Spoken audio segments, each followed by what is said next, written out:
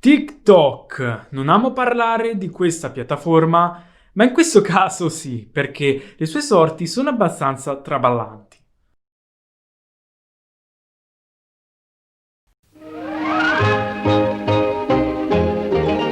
Mr. Key Shop, il negozio online tutto italiano per l'acquisto di licenze Windows e Office, tutte le ultime versioni ed edizioni. Per Office c'è addirittura la versione 2010, così se avete problemi di compatibilità potete averla tranquillamente. L'acquisto è molto semplice, basta selezionare il prodotto desiderato, aggiungerlo al carrello, impostare un metodo di pagamento ed importante, immettere il codice sconto Insiders 10, così avrete uno sconto del 10%. Trovate in descrizione tutto quanto. Cosa sta succedendo a questo social cinese? L'avrete di sicuro visto in televisione, ne hanno parlato praticamente tutti, fra poco ci fanno anche un film. In questo video voglio spiegarvi nella maniera più semplice e chiara l'accusa da parte di Trump rivolta a questa azienda e l'evoluzione di tale vicenda, perché si sono susseguiti ulteriori fatti correlabili. Partiamo per date.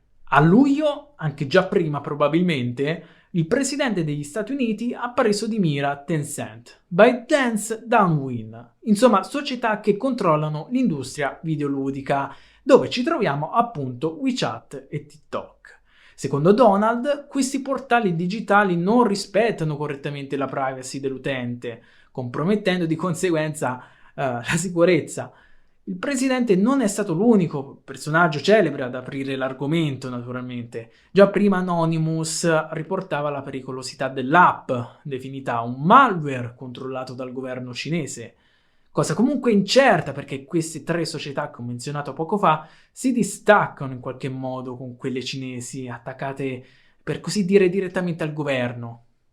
Andando oltre, l'amministrazione americana ha annunciato di voler bannare l'applicazione dagli Stati Uniti. Sicuramente sarebbe piaciuto anche tutto il resto del mondo, però alcune aziende statunitensi hanno cercato di trovare una via di mezzo. Acquistare la divisione locale di ByteDance.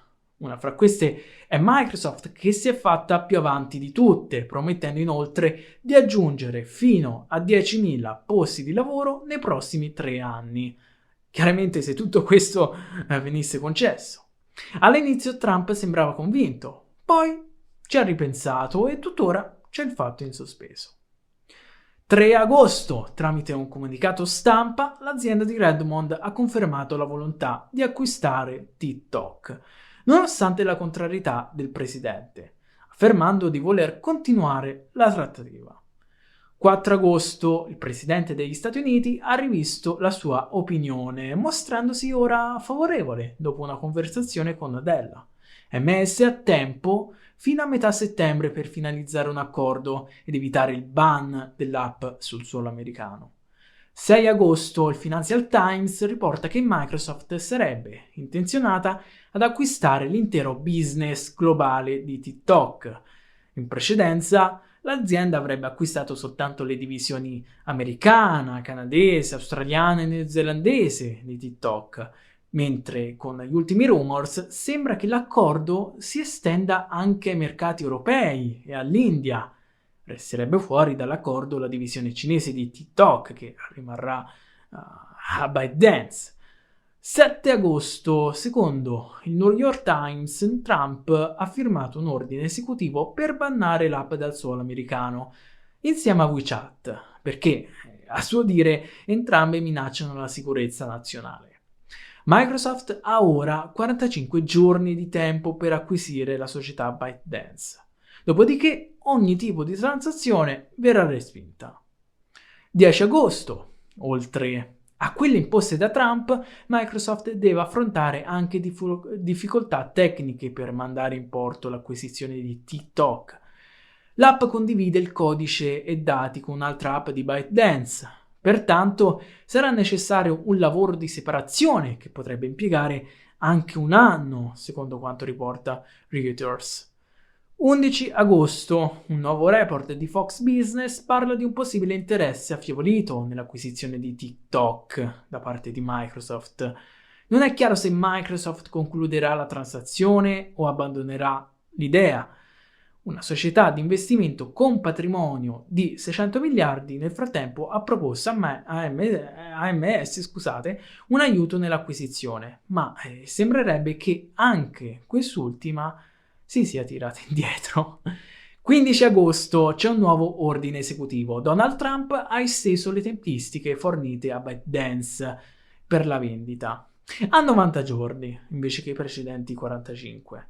Questo significa che Microsoft o altre aziende potranno portare avanti le discussioni per l'acquisto fino al 12 novembre 2020. 17 agosto, un nuovo rumor proveniente da Bloomberg indica che Microsoft sarebbe interessata all'acquisto della divisione inglese basata nel Regno Unito. Questa voce vorrebbe quindi che Microsoft abbia fatto un passo indietro sulla volontà di acquistare TikTok a livello globale, ma soltanto alcune sue divisioni. Si parla di Stati Uniti, Canada, Australia, Nuova Zelanda e la neo aggiunta Regno Unito. 27 agosto, stando a un nuovo report, CNBC indicherebbe che l'acquisizione di alcune operazioni di TikTok da parte di Microsoft potrebbe avvenire entro 48 ore per una cifra di 20 e 30 miliardi di dollari. Inoltre, secondo un'altra indiscrezione trapelata, Microsoft potrebbe contare sull'aiuto di Walmart in una partnership per finalizzare l'ingente acquisizione. 31 agosto, CNBC riporta che TikTok ha finalmente scelto il suo acquirente per le divisioni americana, australiana e neozelandese. La conferma e l'annuncio potrebbero arrivare a momenti, con Microsoft, in collaborazione con Walmart, in pole position, seguita da Oracle. L'acquisizione tuttavia potrebbe essere rallentata dal governo cinese, da cui TikTok dovrebbe ottenere una licenza d'uso per alcune tecnologie se dovesse essere acquistata da un'azienda americana.